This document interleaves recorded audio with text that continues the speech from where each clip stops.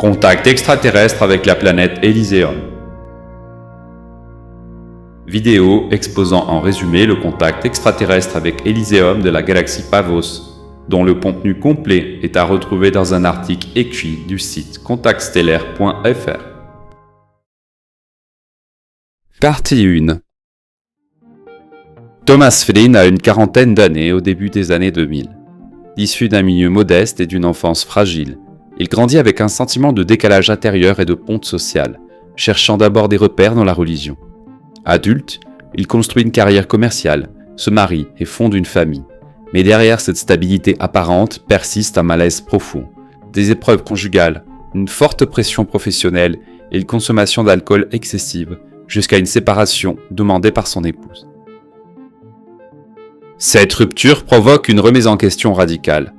Thomas se retrouve seul, envahi par un sentiment d'échec, et décide de reprendre des études à l'université de Berkeley en technologie appliquée. Il adopte un mode de vie plus introspectif, marche beaucoup, et participe à un stage de méditation à Esalen. Sensible, observateur et empathique, il demeure attentif à la souffrance humaine et au déséquilibre du monde, tout en poursuivant une quête sincère de sens et de compréhension de la place de l'être humain. Dans ce contexte, Thomas rencontre Dave, qui a 19 ans de moins que lui, concierge dans son immeuble.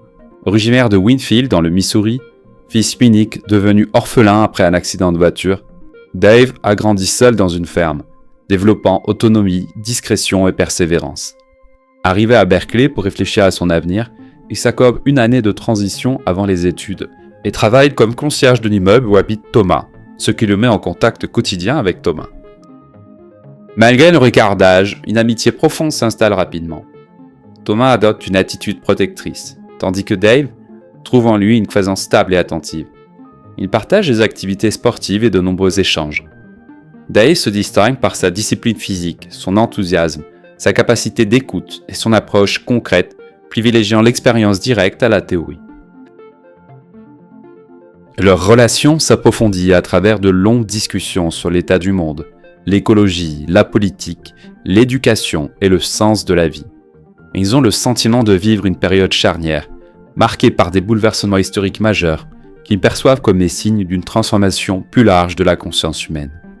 Peu à peu, Dave confie à Thomas avoir vécu depuis l'enfance des expériences étranges et inexpliquées, longtemps gardées secrètes, par peur de ne pas être cru. Intrigué, Thomas pressent l'importance de ces confidences et attend d'en savoir davantage. Les confidences de Dave débutent lors d'un dîner à l'étage d'un restaurant. Il évoque une vague d'observations d'objets volants non identifiés, survenus en 1987 à Winfield, où plus de 200 habitants sur les 3600 que compte la petite ville, parmi des figures locales respectées, déclarent avoir vu des engins, parfois associés à des traces au sol, attirant l'attention de médias régionaux. Dave révèle ensuite avoir été témoin direct. Une nuit de pleine lune, alors qu'il transportait une jument, son camion est enveloppé par une lumière intense. En sortant, il observe au-dessus de lui un immense objet silencieux en forme de dôme, illuminé de lumière pulsée, dont la taille et le silence absolu le marquent profondément. Il perçoit alors une injonction intérieure à ne pas en parler. Puis, l'objet disparaît dans les nuages. 3 jours plus tard, alors qu'il nettoyait l'écurie, une injonction intérieure du même type le conduit à aller sur une colline voisine, où il revoit le vaisseau, entouré de 2 sphères lumineuses colorées virevoltant dans les airs, puis s'insérant partiellement dans le vaisseau sur sa périphérie, qui disposait de sphères du même genre colorées sur tout son pourtour. L'énergie ressentie est à la fois puissante et apaisante. Après l'émission d'une épaisse vapeur par des évents, l'engin est caché par la fumée et monte, puis disparaît dans les nuages. Dave garde ses expériences secrètes par crainte du discrédit. Thomas tente d'abord des explications rationnelles que Dave réfute calmement, en évoquant d'autres observations massives dans le monde, soulignant selon lui une tendance des autorités et des médias à minimiser ces phénomènes malgré leur ampleur et même à les réfuter. Dave poursuit son histoire. Une semaine plus tard, à la fin de l'attention médiatique à Winfield, Dave vit une expérience directe. Seul dans l'écurie, il ressent une présence invisible et, apeuré car un tueur en série venait de s'évader dans la région, qu'il saisit une hache. Une voix intérieure, calme et bienveillante, l'appelle par son prénom et l'apaise, et lui demande la permission de se montrer. Un homme grand et mince, au visage lumineux et vêtu simplement, se manifeste, se présentant comme Ali Amiral, dit Ali, venu du grand vaisseau. Il parle d'une visite amicale, explique avoir choisi Dave pour sa sincérité et lui demande la discrétion. Ali décrit son monde d'origine, appelé Elyséum, situé dans la galaxie de Pavos. Il a pour mission de trouver quelqu'un sur Terre qui pourrait visiter Elyséum pour y être enseigné. Il présente une civilisation humaine, sans gouvernement central, sans monnaie, sans armée ni police, organisée selon les besoins collectifs. Liberté, responsabilité et accomplissement personnel en sont les fondements. L'éducation est centrée sur la vie et l'environnement, et l'économie fonctionne comme une vaste coopérative au service du bien commun. La santé y est abordée de façon globale, en recherchant les causes profondes des déséquilibres, en croisant les aspects émotionnels, relationnels, intellectuels, alimentaires et génétiques, plutôt que les seuls symptômes. Leur objectif est l'élévation de la conscience. À l'écoute de ce récit, Thomas est profondément troublé par la cohérence de cette vision, à la fois difficile à admettre et fortement attirante. Dave confie avoir gardé ses rencontres secrètes pendant des années, attendant une personne capable de les entendre sans les déformer. Il a été approché par Ali pour sa disponibilité et son ouverture. Mais il ne lui a pas été proposé d'aller sur Elyséon. Ils attendent que certaines conditions soient réunies pour cela, qui ne lui ont pas été précisées. La confiance née de son amitié avec Thomas l'a convaincu de se livrer à lui. Pour Thomas, cette révélation provoque un bouleversement intérieur.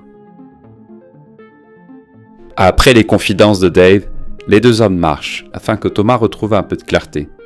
Dave évoque sa rencontre avec Alisha, la fille d'Ali, âgée de 18 ans, une jolie jeune femme blonde décrite comme simple, lumineuse et bienveillante, et précise que les Élyséens vivent en famille, comme sur Terre, sans être des êtres mythiques ou désincarnés, mais des humains ayant atteint un équilibre plus abouti. Dave explique que les Élyséens observent l'humanité depuis très longtemps, préoccupés par la souffrance humaine, les déséquilibres collectifs et la dégradation de la planète. Leur présence actuelle s'inscrit dans un engagement ancien. Il mentionne une tentative de contact avec la Grèce antique, il y a environ 3500 ans, et restée sans suite à cause du matérialisme de l'époque, et dont subsistent des traces mythologiques comme les Champs-Élysées. Puis, il y eut l'époque du Christ, dont le message aurait suffi sur Terre, sans nécessité d'intervention directe de leur part. Ali a affirmé que Jésus avait vécu parmi les Élyséens, honoré comme maître spirituel, marié avec 3 enfants. Elle leur avait demandé de veiller sur l'humanité et d'intervenir à l'aube d'un millénaire ou en cas de grand danger. Les Élyséens disent que la fascination qu'un nouveau millénaire crée dans les esprits humains donne une possibilité de contact car les consciences sont alors plus ouvertes. Selon Ali, l'an 1000 dominé par la peur apocalyptique ne permettait aucun contact constructif. Mais au début de l'an 2000, les consciences sont devenues plus ouvertes. Les Élyséens ne cherchent pas à imposer un modèle, mais à proposer un autre mode de vie, fondé sur l'équilibre et la liberté, par l'intermédiaire d'une personne capable de transmettre ses enseignements sans les déformer. Thomas pressent que ce rôle pourrait le concerner, tout en le repoussant intérieurement. Le lendemain, incapable de se concentrer à l'université, Thomas oscille entre scepticisme et intuition profonde. Dave lui annonce qu'il est temps de rencontrer directement les Élyséens et lui explique qu'il a gardé une communication avec eux, fondée sur le contact de cœur à cœur, mêlant intention et conscience. Dave et Thomas se font face et se mettent en état méditatif sur la demande de Dave. Après quelques minutes, Thomas ressent soudain un apaisement profond. Dave, lui, reçoit une indication précise pour un contact avec les Élyséens. Ils doivent se rendre à Tidal Regional Park à 6 heures. En fin de journée, sur le parking du parc, Dave annonce que les Élyséens sont présents. 2 personnes s'avancent vers eux. Et Thomas comprend que le témoignage va désormais céder la place à l'expérience vécue. Thomas rencontre Ali et sa fille Alisha, dont l'apparence simple et la présence apaisante lui inspirent une familiarité immédiate. Ali confirme l'authenticité des récits de Dave et expliquent que leur démarche vise une rencontre sincère, non une démonstration. Ils disent connaître Thomas depuis longtemps, ses blessures, ses doutes et sa quête intérieure. Ils l'ont choisi pour tirer des leçons de leur monde et diffuser leur message. Ce choix n'est ni un hasard ni une récompense, mais le résultat d'une convergence, et aucune décision ne lui sera jamais imposée. Lorsque Thomas propose une révélation publique, Ali refuse, jugeant la médiatisation dangereuse et déformante par recherche de pur sensationnalisme, détournant de l'essentiel du message. Il lui offre alors une expérience directe, se rendre sur Élyséeum, pour observer et témoigner librement. Bouleversé, mais conscient qu'un refus serait irréversible, Thomas accepte après un temps de silence intérieur. Le départ est fixé à la fin de son semestre, dans la plus stricte discrétion. Les jours suivants, Thomas prépare l'essentiel, apprend que la nuit précédant le voyage se déroulera à Yosemite et que le décollage aura lieu à l'aube. Alisha restera sur Terre avec Dave, tandis que Thomas comprend que sa vie vient de basculer. Le jour du départ, en sa fin de semestre, qui est situé à moins d'une semaine de sa rencontre à Tigon Park, Thomas rejoint Dave et Ali pour le trajet vers le parc de Yosemite. Il lui a été demandé de venir sans appareil photo, ni montre. En chemin, il confie ses attentes profondes. Mieux se comprendre, apaiser ses colères et donner un sens plus juste à sa vie. Ali lui explique que Yosemite est utilisé depuis des millénaires comme zone d'atterrissage discrète par eux, choisie pour sa beauté primordiale et sa résonance particulière avec leur monde. À l'hôtel Ahwahnee, proche du monolithe El Capitan, Thomas, Dave et Ali passent la nuit. Au petit matin, Dave leur dit au revoir et transmet à Thomas un message de Alisha, qui reste passer du temps sur Terre avec Dave. Écoute le vent. Message qui sera une clé pour lui sur Élyséeum selon Alisha, il comprendra. Ali et lui partent seuls, et Ali le guide hors des sentiers jusqu'à une clairière isolée.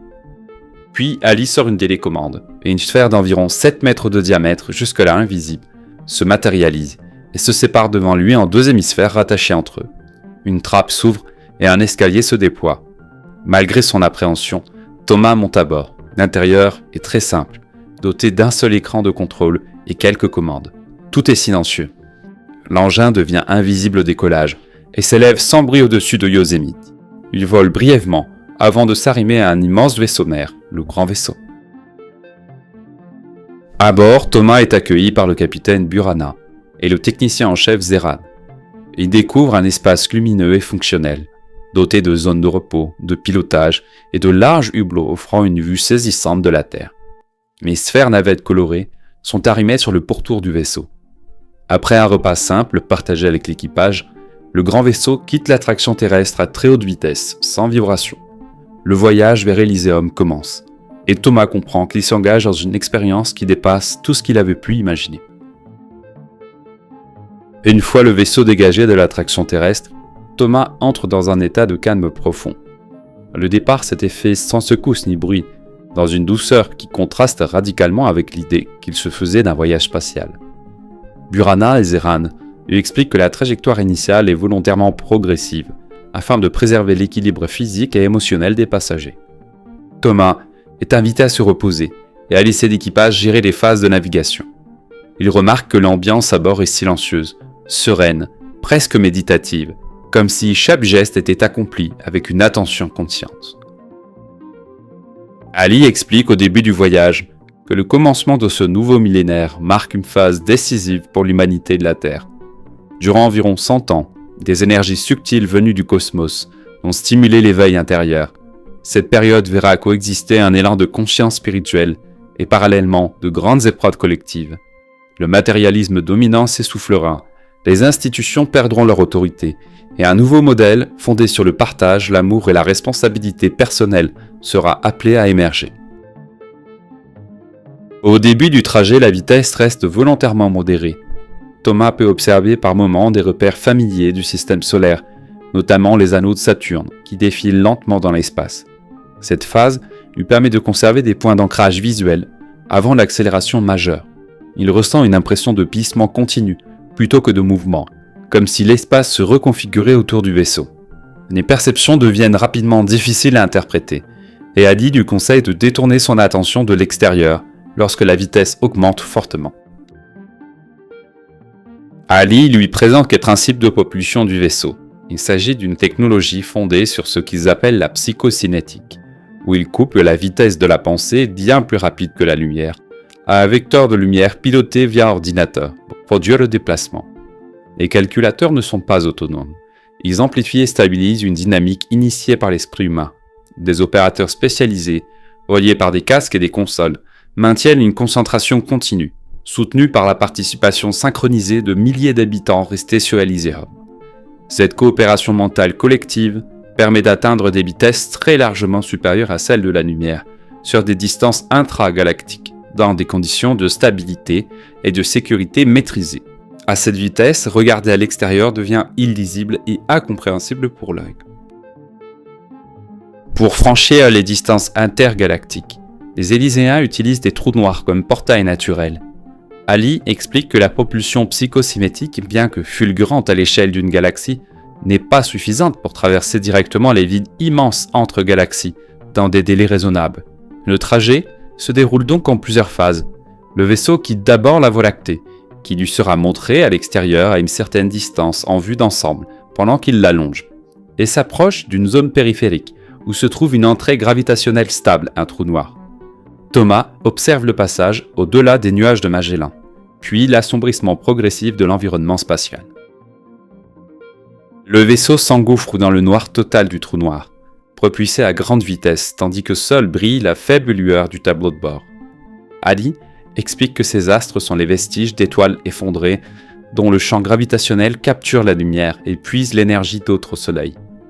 En s'approchant du trou noir, il n'y a d'abord rien de visible, mais à une certaine distance, un point lumineux apparaît. Des secousses font soudain sentir comme si l'appareil traversait une zone dense. La capitaine accélère alors l'appareil en réaction. Ils font un grand bond en avant. Thomas voit alors autour de l'appareil comme des parois du trou noir faits de tourbillons et spirales, changeant graduellement de couleur du magenta au jaune pâle. Soudain, le vaisseau jaillit dans un espace inondé d'une lumière dorée. Ils sont à l'intérieur. Le voyage se poursuit dans cette clarté dorée. On peut déduire qu'il se trouve dans une sorte de subespace énergétique doré stable, reliant le trou noir d'entrée, proche de la Voie lactée, à la zone de sortie située dans leur galaxie, permettant un dépassement à une vitesse fantastique. Ils mangent, dorment, puis se réveillent toujours baignés de lumière, avançant à une vitesse phénoménale. Ali annonce qu'ils atteindront leur destination dans la soirée, quand la lumière autour d'eux déclinera. Ils se trouveront alors dans la galaxie de Pavos. La propulsion psychocinétique reprend alors pour la dernière étape du voyage. Cette combinaison entre propulsion mentale et usage de structures gravitationnelles naturelles constitue selon Ali la clé de leur déplacement intergalactique régulier. Le voyage aller aura duré environ une journée, et Thomas restera 5 jours sur place à Elysium avant son retour. Thomas passe la majeure partie du temps de voyage à se reposer, à discuter avec l'équipage et à assimiler progressivement l'ampleur de ce qu'il vit. Il ressent une clarté mentale inhabituelle, comme si l'environnement même du vaisseau favorisait le calme intérieur.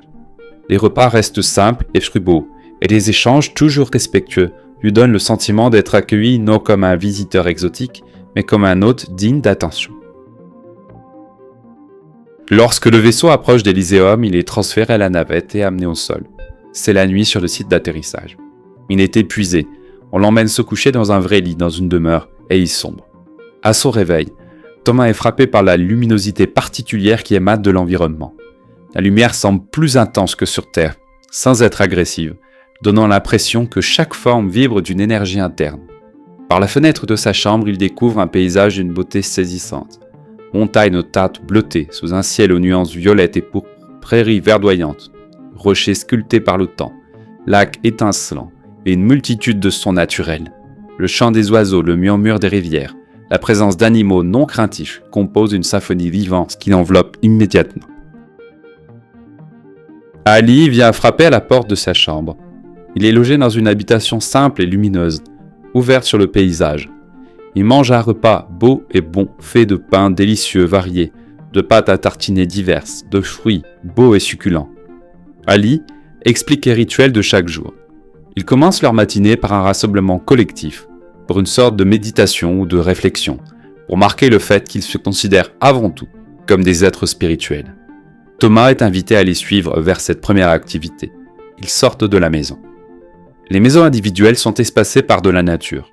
Le lieu de rendez-vous est un amphithéâtre naturel d'herbes, entouré de fleurs et de buissons, un peu à l'écart des habitations. Thomas y voit environ 200 personnes. La cérémonie dure approximativement une demi-heure. Thomas demande pourquoi certains habitants semblent entourés d'un halo, et Ali explique qu'il s'agit d'une énergie naturelle qui se manifeste chez ceux qui deviennent pleinement eux-mêmes, au point qu'eux-mêmes n'y prêtent plus attention. Ali décrit ensuite leur mode de vie.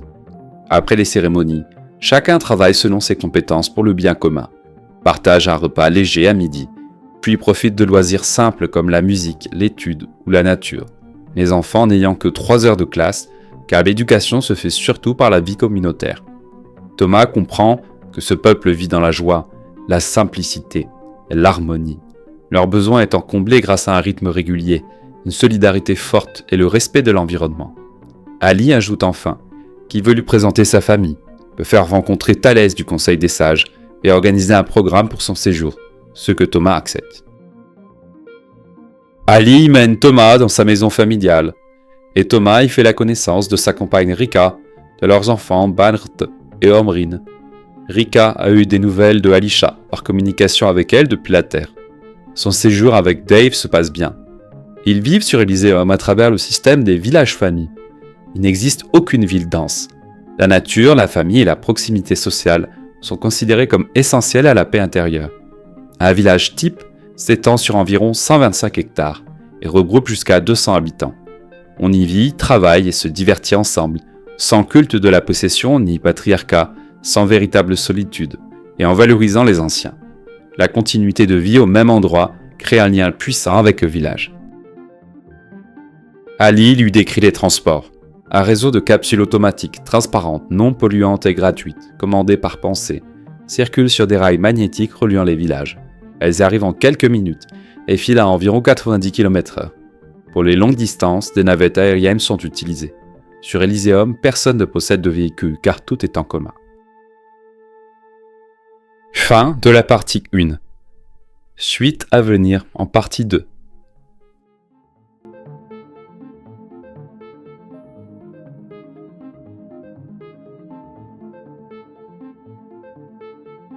Si vous êtes intéressé à en savoir plus, un article complet dont est issue cette vidéo résumée est à retrouver sur le site contactstellaire.fr.